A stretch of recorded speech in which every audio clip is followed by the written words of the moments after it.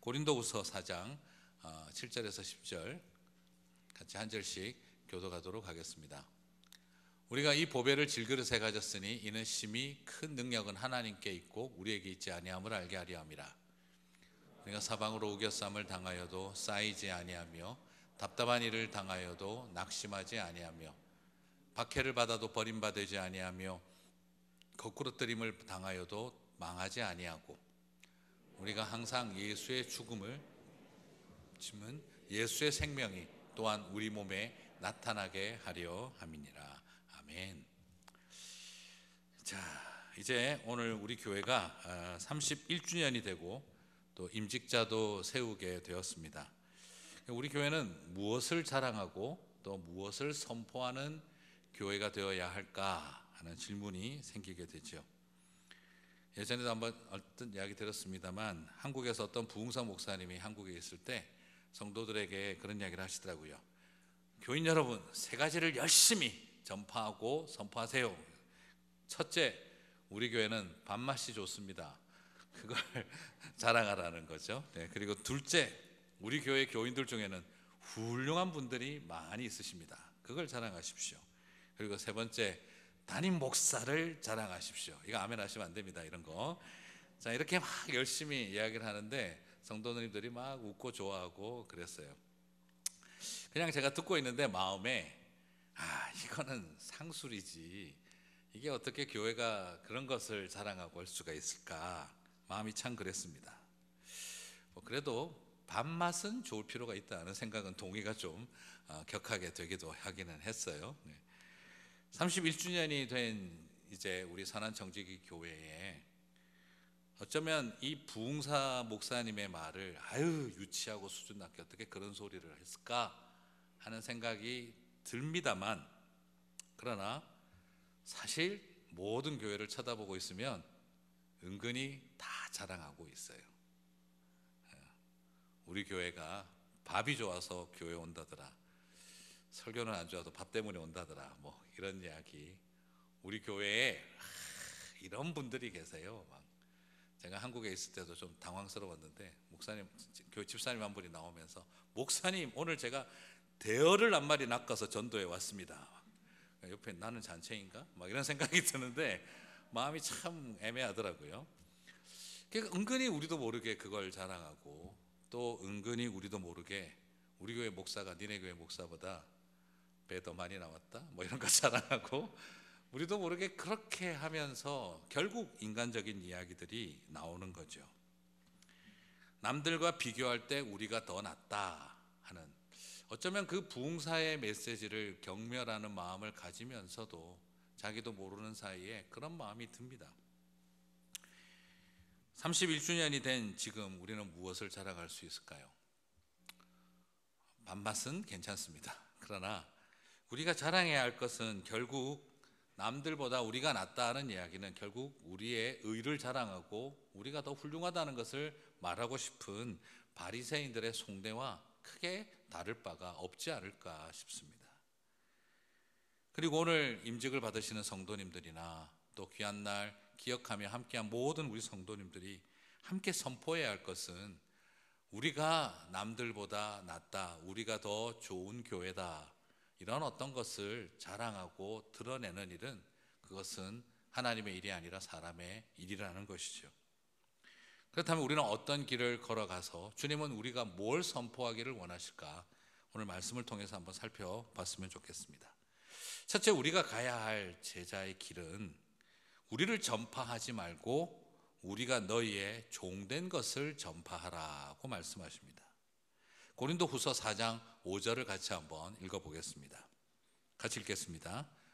우리는 우리를 전파하는 것이 아니라 오직 그리스도 예수의 주 되신 것과 또 예수를 위하여 우리가 너희의 종 된 것을 전파함이라. 그렇습니다. 우리가 전파해야 할 것은 다른 어떤 것이 아니라 우리 자신들을 자랑하는 일, 우리를 전파한다면 그것은 전파하는 게 아니라 마케팅하는 것이고 홍보하는 것입니다. 주님은 우리가 홍보하기를 원하고 계신 것이 아니라 우리가 전파하기를 원하고 계시는데, 그 중에 가장 소중한 것은 바로 너희의, 오늘 기억했으면 하는 것은 너희의 종된 것을 전파하자는 것입니다. 여기서 전파한다는 이 표현은요, 헬라어 원어로서는 다른 뜻이 아니라 예수님이 복음서에서 많이 쓰시던 표현인데, 다른 마을에 전도하러 갈세 할 때 쓰는 표현이고요, 그가 나아가서 하나님 나라를 선포하시니라 할 때 쓰는 표현입니다. 다시 말씀드리면 오늘 이 표현은 예수님이 전도한다, 그리고 예수님이 하나님 나라를 선포한다 할 때 쓰던 표현이었습니다. 그러면 이 표현은 분명히 복음에 대한 것인데, 오늘 똑같은 이 동사를 어디에 사용하라고 했냐 그러면, 우리는 주님을 위하여 여러분의 종이 되었다라고 전도하라는 말입니다. 하나님 나라를 선포하듯이 우리는 주님을 위하여 사람들의 종이 되었습니다를 전도하듯이, 복음 증거하듯이 선포하라고 말하고 있다는 것이죠. 고린도후서 오늘 4장 5절을 주의 깊게 보시면 분명히 두 가지를 선포하라고 합니다. 첫 번째는 뭐죠? 그리스도 예수의 주 되신 것과, 그리고 두 번째는요, 예수를 위하여 우리가 너희의 종된 것을 선포하라고 두 가지를 말하고 있습니다. 이 두 가지는 급이 다른 게 아니라 동급입니다. 소위 말하는 동급으로 묘사하고 있는 것이, 예수님이 이 세상을 살리는 구원자이시고 우리의 왕이 되십니다 하는 이 메시지와 똑같은 동급으로 우리에게, 그래서 우리는 여러분들의 종이 되기로 했습니다를 선포하라고 사도 바울은 우리들에게 도전하고 있다는 것입니다. 여러분, 그래도 명색에 교회를 다니고, 그래도 교회를 몇십 년을 다녀봤고 신앙생활을 한다는 사람들이라면 예수님이 주님이시다라는 것을 선포해야 한다는 걸 모르는 사람은 없을 것입니다. 내가 그것을 얼마나 순종하느냐 아니냐는 것은 별개의 문제겠지만, 최소한 우리가 예수님이 왕이 되셨습니다, 예수님이 우리의 구원자 주님이 되셨습니다 하는 것을 선포해야 한다는 걸 모르는 사람은 없을 것입니다. 그런데 그렇게 열심히 예수님이 왕이십니다, 예수님이 주님이십니다를 선포하는 사람들조차도 의도적으로 간과했는지 잊어버렸는지 모르는 본문이 하나 있습니다. 주님을 위해 나는 당신의 종이 되었습니다를 선포하는 일은 잊어버리고 있다라는 것이죠. 그건 해도 되고 안 해도 될 일이고, 본질적으로 중요한 건 예수님이 왕이신 것만 선포하면 된다라고 우리는 그렇게 생각하고 있는지도, 차등적으로 생각하는지도 모릅니다. 하지만 오늘 이 내용은 복음 선포하듯이, 전도하듯이, 하나님 나라를 선언하듯이 주님을 위하여 우리는 여러분들의 종이 되었습니다를 선언하라고 사도 바울은 도전하고 있습니다. 사랑하는 성도 여러분, 혹시 우리는 이 두 번째 내용을 옵션으로 여긴 것은 아닐까요? 우리는 이것을 의도적으로 잊어버리고 있는 것은 아니었던 걸까요? 우리를 위해서 모두가, 하나님은 우리를, 세상을 향해서, 사람들을 향해서 종이 되게 하기 위해 예수님이 왕이 되신 것을 알게 하셨습니다. 그런데 예수님은 우리 인생의 왕인 것을 알아도 내가 사람들의 종이 되어야 한다는 것을 혹시 잊어버렸다면, 오늘 우리는 이 두 가지를 다시 회복해야 합니다. 많은 분들이 저는 하나님의 종입니다 라고 말은 해도 여러분의 종입니다 라고 말하기는 꺼려합니다. 오늘 주님은 저와 여러분에게 그것을 도전하고 계십니다. 그죠? 여러분, 우리가 많이 쓰는 표현이 뭐예요? 예수님은 우리의 왕이시고 구주이십니다. 두 번째, 우리는 하나님의 종입니다. 그런데 뭘 잘 안 쓰고 있죠? 내가 너 종이다, 이 말은 잘 안 됩니다. 왜 그럴까요? 차라리 뭘 말하고 싶을까요? 나는 주님의 종이지 내가 네 종이냐? 그렇게 말하고 싶은 거죠. 그런데 오늘 하나님의 말씀입니다. 우리가 선포해야 하고 전도해야 할 게 있습니다. 주를 위해 우리가 사람들의 종이 되었다. 사람들의 왕이 되고 군림하는 존재가 아니라 종이 되었다. 이것을 복음처럼 선포해야 합니다. 아멘 안 나오실 걸로 예상했습니다. 예수님은 왕이십니다. 아멘. 누구나 다 합니다. 그래서 여러분은 종이 되었습니다. 오멘 하게 되는 것입니다. 이것이 우리들의 마음입니다. 사실 목회자들도 그래요. 물론 성경은 분명히 두 가지를 다 말합니다. 우리가 사도 바울도 그대로 말합니다. 우리가 그리스도의 종이 되었다라고 합니다. 그런데 사도 바울은 똑같이 말했습니다. 우리가 주를 위해 사람들의 종이 되었다도 합니다. 그런데 어느 틈에 우리는 뭐만 자꾸 강조하고 싶을까요? 우리가 주님의 종이 되었다를 강조하고 싶습니다. 왜요? 그러면 높아져 느껴지기 때문입니다. 주님의 종이기에 제왕적으로 해도 될 것 같습니다. 내가 주님의 종이지 당신들의 종인 줄 알아? 나는 하나님 말만 들어. 그렇게 나아가는 자리에는 겸손함보다는 제왕적 리더의 모습, 모든 것은 내가 한다라는 그런 모습이 우리 안에 나타날 수 있기 때문입니다. 결국 주님의 종이라고 할 때는 겸손함보다는 그 속에 내가 누군지 알아 하는 또 다른 마음이 속내가 틈탈까 봐 무서운 것입니다. 그것은 어쩌면 우리가 봐왔던 제자들의 모습이었고 주님의 보좌의 좌편과 우편에 앉고 싶었던 제자들의 모습이었고 항상 상석에 즐겨 앉기를 원했던 바리새인들의 의와 무엇이 다르겠는가 하는 것입니다. 사랑하는 성도 여러분, 오늘 우리 안에 큰 싸움입니다. 목회자인 저도 마찬가지입니다. 그리고 제가 있던 예전에 교회 싸울 때 정말 부끄러운 모습도 봤습니다. 내가 예수님의 종이지 당신들의 종인 줄 알아 하고 싸울 때 그 모습을 바라보면서 우리 안에 이 부끄러운 이야기들이 존재할 수 있는 거구나. 고린도 교회도 그랬습니다. 나는 바울파다, 나는 게바파다, 나는 아볼로파입니다. 서로가 교회에 하나님께서 주신 사도들과 선생들을 서로 누가 더 나은가, 누가 더 훌륭한가, 나는 누구의 라인을 따라가고 나는 누구의 계파를 형성하고 있는가. 교회 안에서 바울이 더 훌륭해, 게바가 더 훌륭해, 아볼로가 더 탁월해. 그러면서 서로 파벌을 만들고 누가 더 나은지, 누가 더 높은지를 경쟁하고 있던 때였습니다. 그게 고린도 교회였습니다. 그런데 사도 바울은 그 고린도 교회를 향해 메시지를 보내고 있는 거죠. 우리는 너희의 선생됨이 아니라 너희의 종이 되었음을 선포한다. 사랑하는 성도 여러분, 이것이 우리에게 주고 계시는 복음만큼 선포해야 할 중요한 이야기입니다. 우리가 더 낫다가 아니라 또 다른 비교급인 것이죠. 우리가 더 낫다라고 말해야 한다는 것입니다. 사랑하는 성도 여러분, 다른 교회보다 우리 교회가 더 낫다 그런 이야기할 필요 없고 우리가 거기에서 아무것도 자랑할 것이 없습니다. LA의 어느 교회가 제일 좋은가요? 우리 교회가 제일 낫습니다. 가장 중요한 부분, 우리가 어느 교회보다 뭐가 더 낫다 이런 이야기는 할 필요 없는 겁니다. 그냥 우리는 낮은 자로 살아가면 되는 것이다 라는 거죠. 그렇게 살아갈 수 있는 게 은혜라는 것입니다. 사랑하는 성도 여러분, 높아진 것이 은혜가 아니라 낮아진 것이 은혜라는 것이죠. 31주년을 맞는 우리 온 성도 여러분, 그리고 오늘 또 직분자로 세움받는 성도들도 마찬가지겠습니다. 우리는 모두 예수님이 왕이 되심을 선포하는 일에 온 힘을 다해야 합니다. 하지만 또한 우리에게 소명의식이 필요합니다.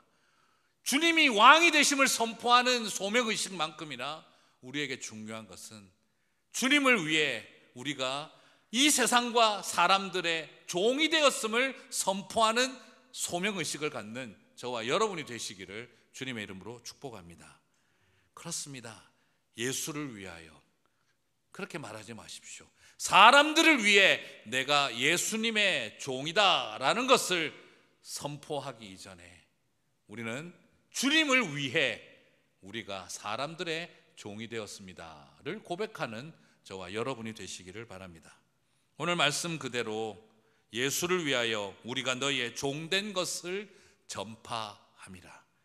이것이 저와 여러분의 선포하고 자랑하는 전도처럼 외치는 메시지가 되시기를 주님의 이름으로 축복합니다. 이제 좀 아멘 하셔도 괜찮을 것 같습니다. 네. 사흘 동안 들으셨는데 비슷한 메시지, 이제 그런 마음, 새 마음으로 시작했으면 좋겠습니다.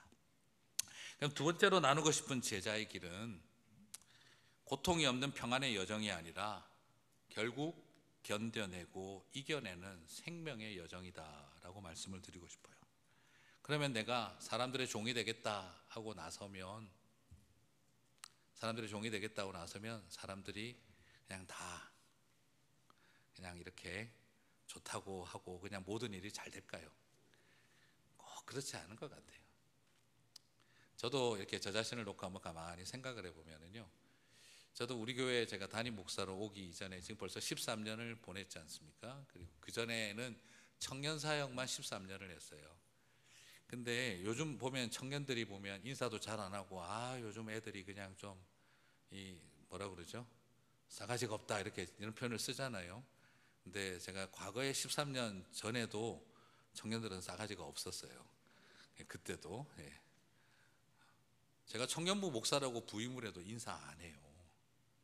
송아지 성님 쳐다보듯이 멀뚱멀뚱 보다가 가요. 그런데 이리 와, 내가 네 담당 목사야, 아무 의미가 없어요. 오히려 먼저 다가가서 말 건네고 시선을 마주하고 질문을 던지고 대화를 하고 소개를 하고 인사를 하면 조금씩 친해져요. 그리고 나서 제가 청년사역 14년 하면서 내린 결론이 있습니다.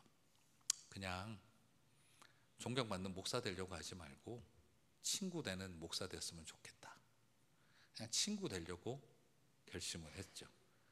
그래서 그냥 편하게, 소위 말하는 그때부터 참 목사같이 보인다 하는 생각을 아예 포기했어요. 그냥 포기하고 청바지 입고 뛰어다니면서 그냥 같이 웃고, 원래 제가 술을 전혀 먹을 수 없는 사람이기 때문에 저는 그냥 알코올 요막 들어가도 얼굴이 벌개지는 사람이라서 아무것도 못하는 사람인데, 나중에 애들하고 마음을 열기 시작하니까 힘들고 어려울 때 전화가 와요. 목사님 죄송합니다, 한잔했어요. 한잔만 한 것 같지 않다. 이야기 좀 들어주세요. 어디냐? 갈게.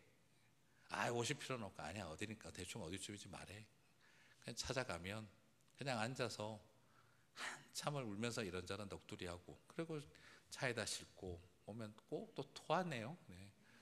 토하고 나면 뒷감당. 그래서 그 다음번에는 창문 열고 뱉어 막 이제 다 토하고 나면 그 다음에 괜찮은 줄 알았더니 그 다음에 아침에 보면은 차 뒤에 이렇게 쫙 붙어서 말라 있는, 또 겨울에는 얼어 있는, 아주 참 은혜롭게 씻어내야 되는 그런 일들도 기다리고 있고, 그러면서 그냥 온갖 이야기 들어주고, 때로는 서로 이야기도 많이 나누고, 혹시 길거리에 쓰러질까봐 또 그래서 차 태워다 주고, 한동안은 지난번에도 이야기했지만 술집 찾아다니는 게 일이기도 했고, 그렇게 청년들하고 보냈어요. 그때 느꼈습니다. 좀 이렇게 존경받는 목사같이 좀 참 남들 보기에 좀 목사처럼 사역해 봤으면 좋을 텐데, 근데 13년 동안은 젊은이들의 그냥 친구들로 그렇게 세월을 보냈던 기억이 나요. 그리고 나서 세월 지나고 나니 그때 그렇게 보냈던 청년들이 고마워해주고 기억해주는 거죠. 한국 가고 그러면 그때 그 청년들이 이제 20년, 20년이 훨씬 더 지났는데도 이제는 아이들 데리고 와서 만나주고, 그때 다 못했던 거 고맙다고 인사도 하고. 그리고 청년부 사역은 또 그런 게 있어요. 맨날 퍼주는 게 많거든요. 퍼주는 게 많아요. 제가 아마 10몇 년 사역하면서 밥 사준 것만 해도 아마 다운페이를 할 정도가 될 겁니다, 집 사는데. 그런데 그렇게 막 다니다가 보면 청년들이 그때는 그냥 얻어먹기만 하지 잘 몰라요. 그래서 제가 교회에서도 사무실에 있어 보면 좀 섭섭할 때가 있어요. 교구 사역자들은 연말 되면 뭐가 막 옆에 쌓이는데 청년부 사역자는 쌓이는 게 없어요. 그래서 나중에 좀 철들어 가지고 청년부 담당 목사한테 고마움을 표현할 때쯤 되면 딴 데 가요. 이제 다 결혼해 가지고. 그랬더니 우리 청년 출신 형제 중에 한 명이 다른 교회를 섬기면서도 명절 되면 꼭 사과 보내주는 친구가 있어요. 그때 하나도 못했던 거 미안해서 청년부 목사님 챙겨본다고 그렇게 하는 모습이 참 고맙기도 하고 그렇죠. 하나님이 우리에게 부르신 자리가 뭘까? 저는 그냥 그랬으면 좋겠습니다. 우리가 그 순간 엄청 무슨 존경받지는 못해도 친구처럼 그렇게 함께 할 수 있는 길의 자리, 그거 하라고 하나님이 우리를 부르셨다는 생각을 하게 되어져요.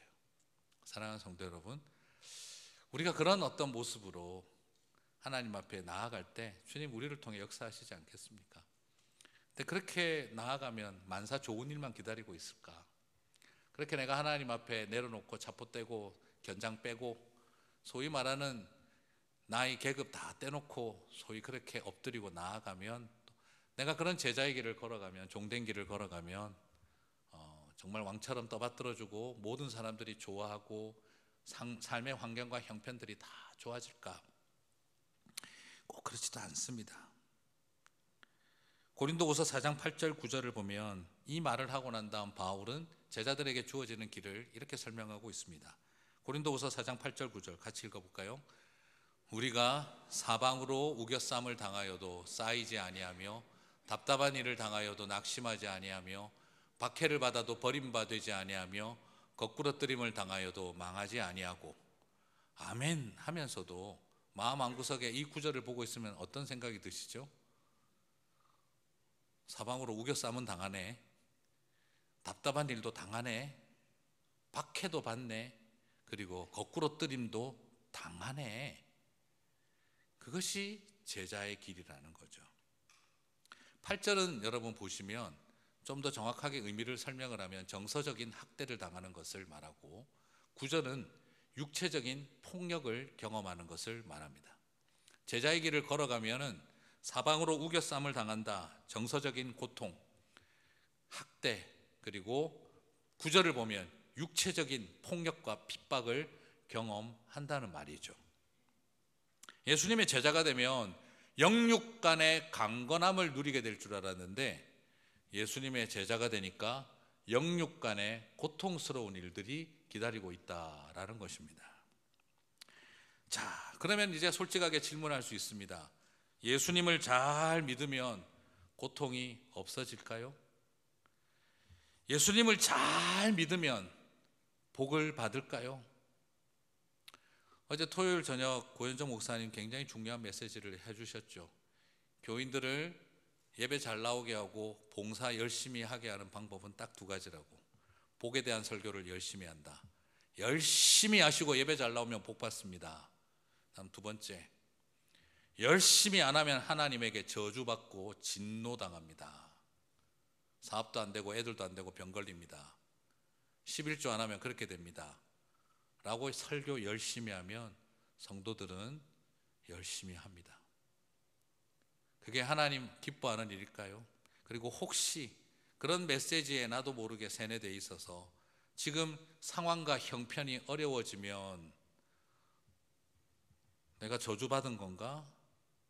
하나님이 11조 3달러 뗐다고 나한테 이러시는 건가? 하나님이 내가 봉사시간 3시간 생략했다고 나한테 이러시는 건가? 아니 열심히 했는데 왜 이런 일을 당할까? 분노와 섭섭함이 밀려오고 우리도 모르게 무너질 것입니다. 그러면 성도들은 잘 나올 겁니다. 계속 그렇게 복을 이야기하고, 잘하면 복 받습니다. 잘못하면 하나님 벌 주십니다. 그 말만 듣고 있으면 성도님들은 스피리추얼 가스라이팅을 당하셔가지고 말 잘 듣습니다. 이게 과연 교회가 가야 할 본질이겠느냐인 거죠. 오늘 예수님은 말하고 있습니다. 우겨쌈을 당하고 답답한 일 생기고 박해받고 거꾸러짐을 당할 것이다 라고 우리들에게 말하고 있습니다. 그러면 예수님의 제자가 되면 뚫고 나아가고 이기고 답을 찾고 승리하게 되고 다 좋아지게 된다, 이렇게 말하면 그래도 다행인데, 그러면 우겨쌈을 당해도 내가 괜찮은데, 답답한 일 당해도 괜찮은데, 오늘 본문을 보니까 우겨쌈을 당하면 뚫을 것이요, 답답한 일을 당하면 길을 찾아 뻥 뚫을 것이요, 박해를 받으면 박해할 것이요, 거꾸러뜨림을 당하면 그들을 네가 다시 밟으리라, 이렇게 말하고 있는 게 아닙니다. 뭐라고 말하고 있습니까? 사방을 우겨쌈을 당하여도 쌓이지 아니하며. 우겨쌈을 당했는데 뭘 안 쌓여? 무슨 말장난일까 싶죠. 우겨쌈을 당한다는 말은 온 주변에 엄청난 프레셔를, 압박을 주는 것을 말합니다. 정신적으로. 그럼에도 불구하고 나는 짓눌러지지 않는다, 크러쉬도 되지 않는다 하는 것이고요. 그리고 답답한 일을 당하여도, 이건 제가 좀 더 설명하겠고, 박해를 받는 것, 너를 없는 사람 취급하고 죽은 사람 취급하고 그렇게 너희를 폭력을 행사하고 튀어 던진다도, 가정에서 쫓겨나고, 이 박해라는 말은 정확하게 말하면 그겁니다. 가정에서 쫓겨나고 직장에서 쫓겨나고 네가 가진 모든 재산을 박탈당하고 너를 죽은 사람처럼 취급한다 하더라도 너는 버림받은 사람으로 여겨지지 않을 것이고, 그리고 거꾸로 뜨림을 당해도 주먹으로 기습적으로 때려서 땅바닥에 쓰러지게 만들어도 일어나서 네가 때리리라가 아니라 네가 다시 그곳에서 사멸되지, 무너지지 않으리라 라고 이야기를 하고 있어요. 무슨 말이죠? 아이고야, 이거는 그냥 잘 참고 이기고 견디게 한다는 거죠. 견디고 버텨내고 살아날 힘을 주신다라는 말입니다. 이기게 하고 승리케 하고 그들을 짓밟게 되게 하겠다, 이게 아니라 그 짓밟음 속에서 견디고 이겨내고 살아나게 하리라 라고 약속하고 있다는 겁니다. 사랑하는 성도 여러분, 오늘 저와 여러분에게 제자의 길을 걸어가면 승리자가 된다라는 것이 아니라 견디는 자, 살아내는 자, 그래도 결코 무너지지 않는 사람들이 된다는 것입니다. 또 이렇게 이야기를 하다 보면 또 그런 생각도 듭니다. 아이고, 이제 앞으로 우리 교회 와가지고는 목사님한테 힘들다, 목사님 다 망했어요, 다 버림받은 것 같아요, 죽고 싶어요, 너무너무 낙심돼요, 이런 말 하면 안 되겠네. 교회 분위기가 당연하지, 그거 견뎌야지, 막 이런 분위기로 가는 거 아니야? 내가 어떻게 낙심도 안 해? 답답한 일을 당해도 낙심하지 말고. 아니, 어떻게 낙심도 안 해? 사람이, 내가 무슨 로봇도 아니고 사람이 어떻게 낙심도 안 할 수가 있어? 네, 여러분, 오늘 이 말씀 좀 더 정확하게 설명드리고 싶어요. 답답한 일을 당한다 할 때 이 답답한 일은 뭘 말하냐 그러면 길이 없는 상황 가운데 있을, 길이 전혀 보이지 않고 길이 없는 상황에 있다라는 뜻입니다. 인생에 답이 안 보이고 길이 보이지 않을 때, 또 다르게 쓰면 이것은 실타래같이 모든 것이 얽혀서 너무너무 복잡하고 혼란스러워졌을 때를 말합니다. 여러분, 인생 살아가면서 아시죠? 길이 없다, 왜 이렇게 복잡하게 엉켜서 풀 방법이 안 보이네 할 때가 있어요. 그럴 때 제자들은 길을 찾아낸다, 길을 만든다가 아니라 낙심하지 않는다라고 해요. 낙심하지 않는다는 말은 뭐냐? 길이 없는데 실타래같이 얽힌 인생에 아니 어떻게 낙심도 하지 말라 그래? 그런데 오늘 이 의미는 원어적으로는 단순하게 낙심 그 자체를 하지 말라는 뜻이 아닙니다. 이 말은 절망을 향해 돌진하지 않으며인 것입니다. 절망을 향해 돌진하지 않는다, 질주하지 않는다, 몰아가지 않는다라는 겁니다. 희망을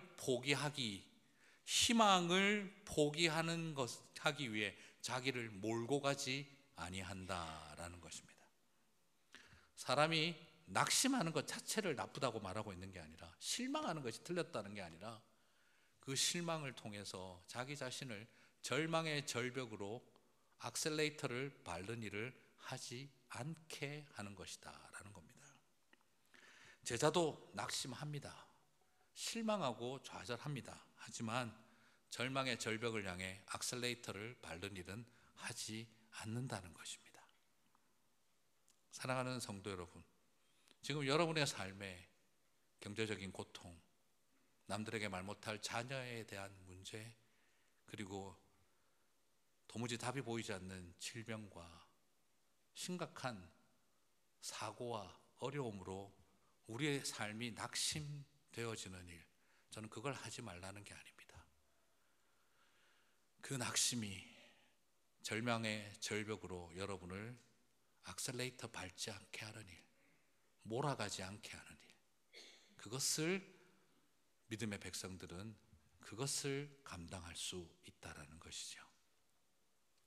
사랑하는 성도 여러분, 희망을 포기하기 위해 악셀레이터를 밟지 마시기 바랍니다. 길이 보이지 않고 실타래처럼 엉킨 삶의 자리에 해법이 보이지 않는다 할지라도 우리 자신을 절망의 절벽으로 몰아가는 일을 하지 않아야 한다. 우리는 않을 수 있다. 그것이 오늘 주님이 주시는 저와 여러분에게 주는 소망인 줄 믿습니다. 우울증에 빠질 수 있고 우리는 누구나 다 그만 다 때려치우고 싶고 하나님을 욕하고 죽어버리고 싶고 이런 꼴 당하려고 여기까지 왔나 싶기도 하겠지만 믿음의 백성들에게 주님은 절망의 절벽을 향해 너를 몰아가지는 않을 수 있다. 그것을 저와 여러분에게 말하고 있는 것이지요.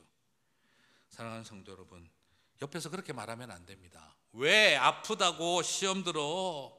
왜 힘들다고 우울증에 빠지니? 복음이 없어?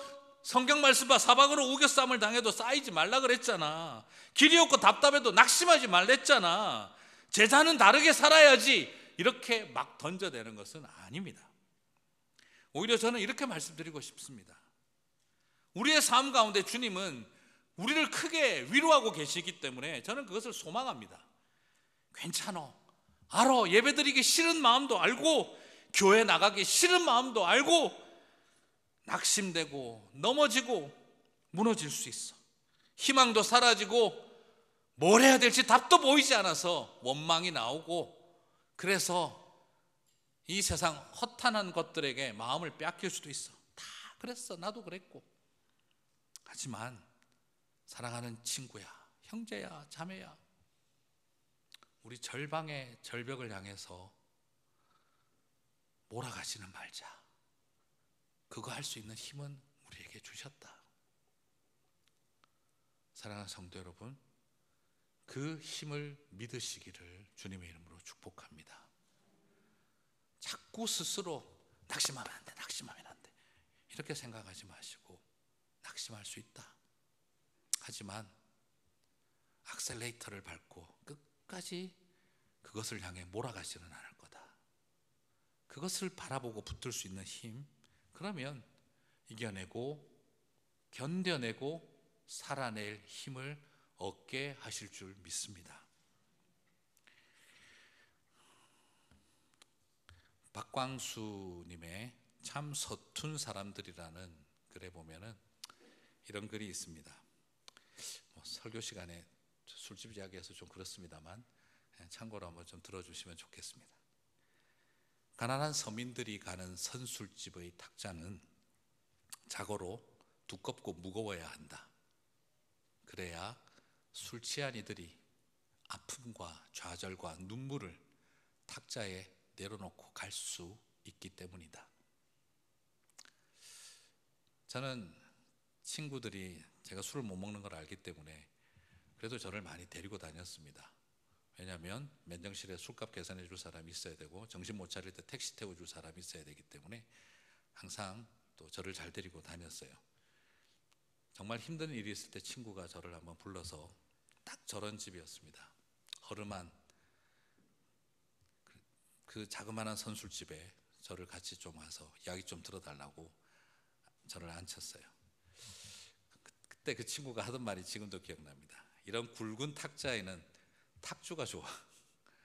내 서름과 울분을 탁 놔도 깨지지 않고 잔도 찌그러질지언정 내 이야기 끄집어 놓을 수 있으니까. 그러면서 이야기를 쏟아부으면서 열심히 이야기를 하더라고요. 그때 제가 느꼈습니다. 그 탁자를 가만히 만져보면서 참 얼마나 많은 사람들이 서름과 눈물에 쏟아놓고 여기다가 잔을 때리고 지나갔을까. 그리고 나서 가만히 쳐다보니, 그리고 그 탁주잔을 바라보고 있으니 얼마나 많은 서름과 눈물과 그리고 아픔이 이렇게 찌그러져 있을까 하는 생각이 들더라고요. 그때 앉아서 참 피곤합니다. 뭐 술 먹은 사람들 술 먹고 대화가 잘 된다는데 아니에요. 2시간 반 동안 똑같은 소리 하다 가요. 그냥 맨정신에 듣는 사람이 진짜 괴롭더라고요. 그런데 그 쏟아놓는 이야기 제가 들으면서 느꼈던 것은, 하나님 그냥 다른 거 없이 나중에 목회하면 이런 탁자 같은, 이런 탁주장 같은 그런 목사 됐으면 좋겠고, 교회가 그런 곳 됐으면 좋겠습니다. 눈물과 서름을 가진 사람들이 와서 탁탁 놓고 그 이야기 쏟아놓고 가도 되는 곳, 술이 쏟아지는 게 아니라 눈물이 쏟아지고 있고 한숨이 쏟아지고 있다는 걸 알고 맞아줄 수 있는 그런 교회, 그런 목회자 됐으면 참 좋겠습니다. 그리고 나서 청년들 만나고 보니 그렇게 쏟아놓을 탁자가 필요하구나 하는 생각이 많이 들었습니다.